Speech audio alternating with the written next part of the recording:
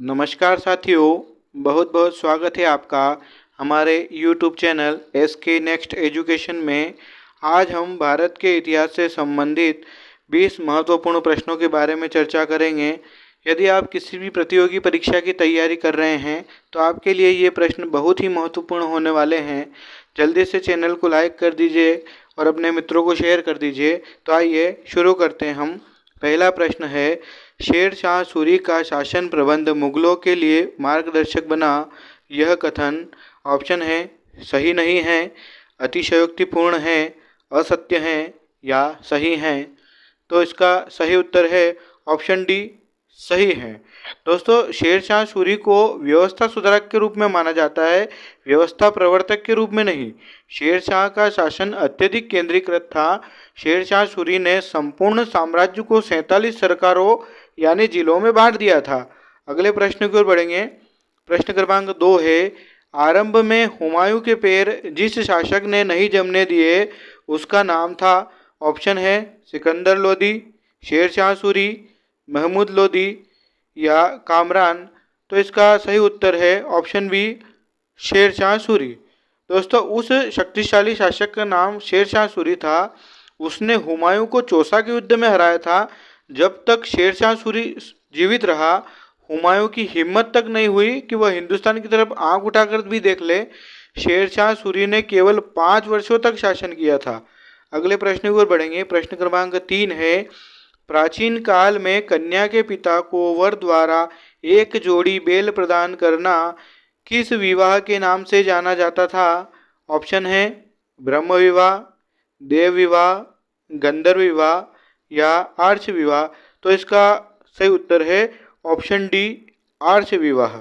अगले प्रश्न की ओर बढ़ेंगे। प्रश्न क्रमांक 4 है, हिंदुस्तान की राजधानी दिल्ली से दौलताबाद किस शासक ने स्थानांतरित की थी। ऑप्शन है गयासुद्दीन तुगलक, मोहम्मद बिन तुगलक, अलाउद्दीन खिलजी या फिरोज तुगलक। तो इसका सही उत्तर है ऑप्शन बी, मोहम्मद बिन तुगलक।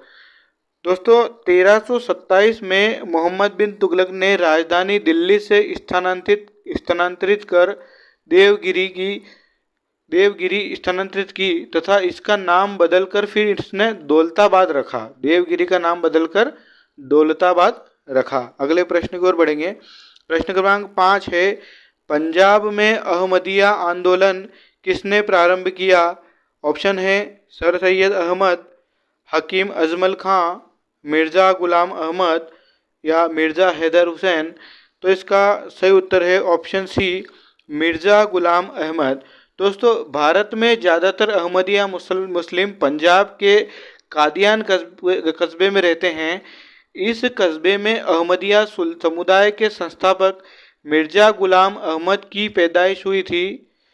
अहमदिया समुदाय के अनुसार मिर्ज़ा गुलाम अहमद ने 20वीं सदी में शुरुआत में इस्लाम के पुनरुत्थान का एक आंदोलन चलाया था और उनके अनुयायी खुद को अहमदिया मुस्लिम भी कहते हैं। अगले प्रश्न की ओर बढ़ेंगे। प्रश्न क्रमांक 6 है, सुकेर चकिया मिसल के प्रधान रणजीत सिंह ने किस वर्ष लाहौर पर कब्जा किया। ऑप्शन है 1802 में, 1799 में, 1817 में या 1790 में।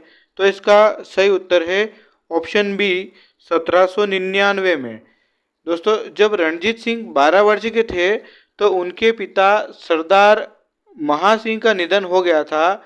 रणजीत सिंह ने होश संभालते ही 1799 में लाहौर व 1805 में अमृतसर पर अपना नियंत्रण स्थापित कर लिया था।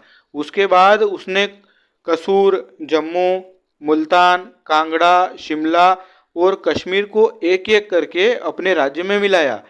बाद में उसने लद्दाख पर भी कब्जा कर लिया था। अगले प्रश्न की ओर बढ़ेंगे। प्रश्न क्रमांक 7 है, रैयत ए आला की उपाधि धारण करने वाला शासक कौन था। ऑप्शन है मुबारक शाह, मोहम्मद शाह, खिज्र खां या बहलोल लोदी। तो इसका सही उत्तर है ऑप्शन सी, खिज्र खां। दोस्तों, खिज्र खां सैयद वंश का संस्थापक था। वह फिरोज शाह तुगलक के अमीर मलिक मर्दान दौलत के दत्तक पुत्र सुलेमान का पुत्र था। तैमूर से वापस लौटते समय उसे रैयत ए आला की उपाधि के साथ मुल्तान, लाहौर और दीपालपुर का शासक नियुक्त किया गया था। अगले प्रश्न की ओर बढ़ेंगे। प्रश्न क्रमांक 8 है, प्रसिद्ध चोल शासक राजाराज ने कौन सी उपाधि धारण की थी? ऑप्शन है राजशेव शेखर, शेवकोंड, शिवपाद शेखर या इनमें से कोई नहीं। तो इसका सही उत्तर है ऑप्शन सी, शिवपाद शेखर। दोस्तों, राजाराज चोल दक्षिण भारत के चोल कोली राजवंश के महान सम्राट थे, जिन्होंने 985 ईस्वी से 1014 ईस्वी तक राज किया। उनके शासन में चोलों ने दक्षिण में श्रीलंका तथा उत्तर में कलिंग एक साम्राज्य फैलाया। राजाराज चोल ने कई नौसैन्य अभियान भी चलाए, जिसके फलस्वरूप मालाबार तट, मालदीव तथा श्रीलंका को आधिपत्य में लिया गया। अगले प्रश्न की ओर बढ़ेंगे। प्रश्न क्रमांक 9 है, गुप्त प्रशासन में अश्वसेना का नायक कौन था? ऑप्शन है बलाधिकृत, कुमारमात्य, महाप्रतिहार या भटाश्वपति। तो इसका सही उत्तर है ऑप्शन डी, भटाश्वपति। अगले प्रश्न की ओर बढ़ेंगे। प्रश्न क्रमांक 10 है, समुद्रगुप्त की कुल 6 प्रकार की स्वर्ण मुद्राओं में से कौन सी मुद्रा उसकी मुद्राओं में शामिल नहीं है? ऑप्शन है धनुर्धारी प्रकार, मयूर प्रकार, परशु प्रकार या वीणावादन प्रकार। तो इसका सही उत्तर है ऑप्शन बी, मयूर प्रकार। दोस्तों, समुद्रगुप्त की 6 प्रकार की स्वर्ण मुद्राएं मिली हैं, जिनमें गरुड़, धनुर्धर, परशु, अश्वमेध, व्याघ्रनिहता एवं वीणावादन प्रकार के नाम से जाना जाता है। अगले प्रश्न की ओर बढ़ेंगे। प्रश्न क्रमांक 11 है, गुप्तकालीन स्वर्ण सिक्कों का सबसे बड़ा ढेर कहाँ से प्राप्त हुआ है? ऑप्शन है देवगढ़ झांसी, बयाना राजस्थान, भीतरगांव कानपुर या इनमें से कोई नहीं। तो इसका सही उत्तर है ऑप्शन बी, बयाना राजस्थान। दोस्तों, गुप्त काल को वल्लभी काल भी कहा जाता है। गुप्त सिक्कों का प्रसिद्ध बयाना मुद्रा निदान भारत में पाया गया अब तक का सबसे बड़ा मुद्रा निदान है। इसकी खोज 1946 में राजस्थान में बयाना के पास एएस ऑल्टेकर ने की। इस मुद्रा निदान में गुप्त शासकों द्वारा जारी किए गए लगभग 2000 सोने के सिक्के मिले हैं।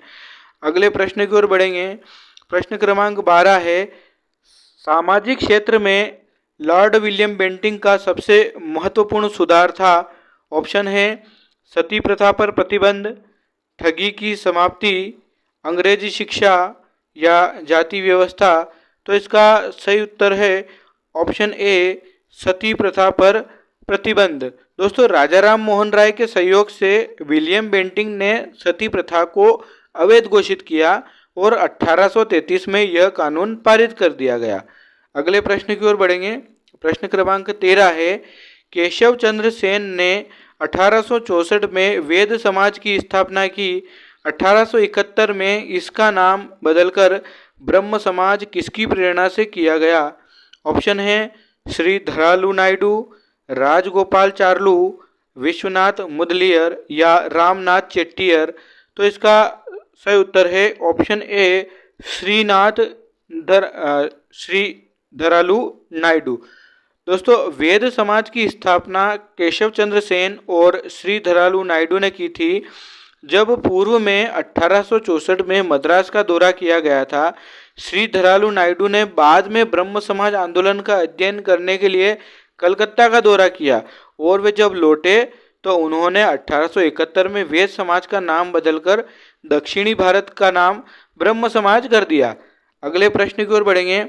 प्रश्न क्रमांक 14 है, किस महात्मा को दक्षिणेश्वर संत के नाम से जाना जाता है? ऑप्शन है त्यागराज, रामकृष्ण परमहंस, श्री नारायण गुरु या महात्मा फुले। तो इसका सही उत्तर है ऑप्शन बी, रामकृष्ण परमहंस। दोस्तों, रामकृष्ण परमहंस भारत के एक महान संत, आध्यात्मिक गुरु और विचारक थे। इन्होंने सभी धर्मों की एकता पर जोर दिया। इन्हें बचपन से ही विश्वास था कि ईश्वर के दर्शन होते हैं, अतः ईश्वर की प्राप्ति के लिए उन्होंने कठोर साधना की और भक्ति का भी जीवन बिताया।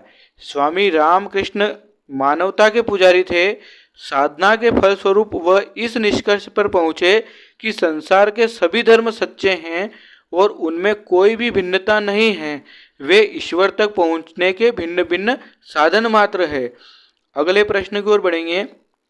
प्रश्न क्रमांक 15 है, रहनुमाई मजदायसन सभा का संबंध किस धर्म से है?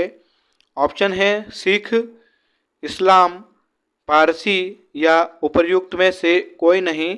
तो इसका सही उत्तर है ऑप्शन सी, पारसी।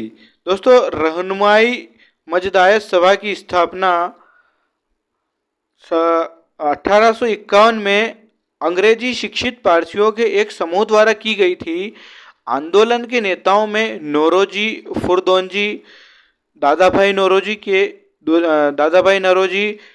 के.आर. कामा और एस. बंगाली भी शामिल थे। अगले प्रश्न की ओर बढ़ेंगे। प्रश्न क्रमांक 16 है, करसन दास मूलजी ने गुजराती समाज में क्या सुधार किया? ऑप्शन है शिक्षा का प्रचार, जाति प्रथा का विरोध, धार्मिक पाखंड का विरोध या महिला उत्थान। तो इसका सही उत्तर है ऑप्शन सी, धार्मिक पाखंड का विरोध। दोस्तों, करसनदास मूलजी भारत के गुजराती भाषा के पत्रकार, लेखक और समाज सुधारक थे। इन्होंने धार्मिक पाखंड का विरोध किया था। अगले प्रश्न की ओर बढ़ेंगे। प्रश्न क्रमांक 17 है, महाराष्ट्र में आर्य महिला समाज की स्थापना किसने की थी? ऑप्शन है सरोजिनी नायडू, भगिनी निवेदिता, पंडिता रमाबाई या ज्योतिबा फुले। तो इसका सही उत्तर है ऑप्शन सी, पंडिता रमाबाई। दोस्तों, पंडिता रमाबाई एक प्रतिष्ठित भारतीय समाज सुधारिका एवं सामाजिक कार्यकर्ता थी। वो एक कवयित्री भी थी, एक अध्येता थी और भारतीय महिलाओं के उत्थान की प्रबल समर्थक थी। महिलाओं के उत्थान के लिए उन्होंने न सिर्फ संपूर्ण भारत बल्कि इंग्लैंड की भी यात्रा की थी। 1881 में उन्होंने आर्य महिला सभा की स्थापना की थी।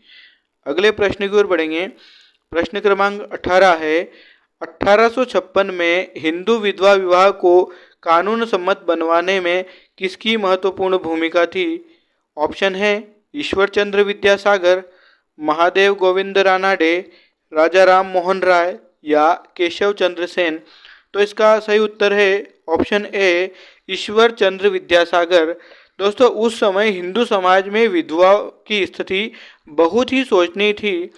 ईश्वर चंद्र विद्यासागर ने विधवा पुनर्विवाह के लिए लोकमत तैयार किया और उन्हीं के प्रयासों से 1856 में विधवा पुनर्विवाह कानून पारित हुआ और उन्होंने अपने इकलौते पुत्र का विवाह एक विधवा से ही किया था। उन्होंने बाल विवाह का भी विरोध किया था।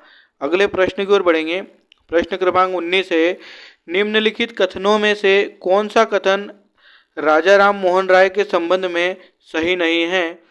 ऑप्शन है उन्होंने हिंदू धर्म के कर्मकांडों का विरोध किया, उन्होंने हिंदू धर्म में अनेक देवी देवताओं की पूजा का विरोध किया, उन्होंने एकेश्वरवाद का प्रचार किया या उन्होंने कोलकाता में एशियाटिक सोसाइटी ऑफ बंगाल की स्थापना की। तो इसका सही उत्तर है ऑप्शन डी, यानी ये ऊपर जो तीनों विकल्प दिए हुए हैं ये सभी तो कथन सत्य है, लेकिन ये वाला कथन सत्य नहीं है, क्योंकि दोस्तों एशियाटिक सोसाइटी ऑफ बंगाल की स्थापना 15 जनवरी 1784 को सर विलियम जोन्स द्वारा की गई थी, न कि राजा राम मोहन राय द्वारा। अगले प्रश्न की ओर बढ़ेंगे। हमारा अंतिम प्रश्न है प्रश्न क्रमांक 20, दक्कन एजुकेशन सोसाइटी की स्थापना का श्रेय किसे दिया जाता है? ऑप्शन है महादेव गोविंद रानाडे, श्रीमती एनी बेसेंट, श्री नारायण गुरु या पंडित विद्यासागर। तो इसका सही उत्तर है ऑप्शन ए, महादेव गोविंद रानाडे।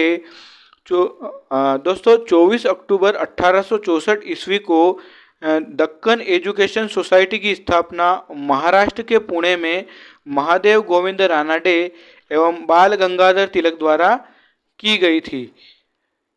अगर आपको वीडियो पसंद आया हो तो इसे लाइक कीजिए, शेयर कीजिए और हमारे चैनल को सब्सक्राइब कीजिए ताकि आने वाले वीडियो की नोटिफिकेशन आपको प्राप्त हो सके। आप हमारे साथ में जुड़े रहिएगा। आपको पूरे इतिहास से सभी प्रश्न आपको कंप्लीट करवाए जाएंगे। आप किसी भी प्रतियोगी परीक्षा में तैयारी कर रहे हैं तो आपके लिए ये महत्वपूर्ण होने वाले हैं।